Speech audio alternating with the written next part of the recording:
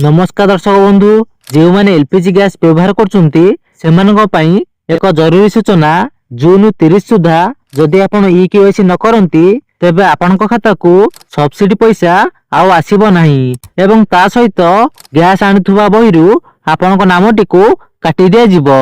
तो जो मैंने एपर्यंत ई केवाईसी करि नाहंती 30 जून पूर्वरु ई केवाईसी सहित आधार बायोमेट्रिक ऑथेंटिकेशन करि नियंतु। तेबे ई केवाईसी करिवा पई आपन को कौनसी गैस ऑफिस किंबा ऑनलाइन सेंटर को जाइकी पैसा देबा को पड़िबो नहीं। तो ए सब निज मोबाइल रे करि परिबे। सेति पे आपन को प्ले स्टोर जिबा को पड़िबो। सेठी आपन फेस आरडी सेठी सर्च करिवे। सर्च कला परे जे ऐप टे आसीबो सेटा को डाउनलोड करिवे। ता सहित जे गैस आनुचंती सेही कंपनी रो ऐप टी को डाउनलोड करिवे। तबे एठी देखंतु कोहा जायछि प्रथमे आधार फेस आरडी ऐप डाउनलोड करंतु। यह मुह प्रमाणीकरण पई आवश्यक ऐप अटे एवं तापर कहा जायछि आपनकर गैस कंपनी रो ऑफिशियल ऐप डाउनलोड करंतु।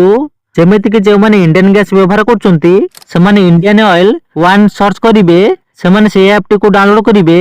जे माने भारत गैस व्यवहार करचंती से माने भारत गैस सर्च करिवे। से ऐप टी को डाउनलोड करिवे एवं जे माने एचपी गैस व्यवहार करचंती से माने एचपी पे सर्च करके डाउनलोड करि परिवे।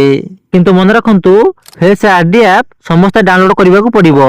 तो आपण माने केउ गैस व्यवहार करचंती से गैस कमेंट रे कहंतु। से गैस ऊपरे किपरि ई केस करिवे संपूर्ण प्रोसेस आपण को कहि देबी। तबे यह थेरा एलपीजी गैस को नै आसीथिबा समस्त अपडेट। जहा भी किछि डाउट रहिछि निश्चिंत कमेंट से कमेंट करिवे। रहिली देखाबा आउ एक वीडियो रे आडे न्यू अपडेट सहित। जय जगन्नाथ।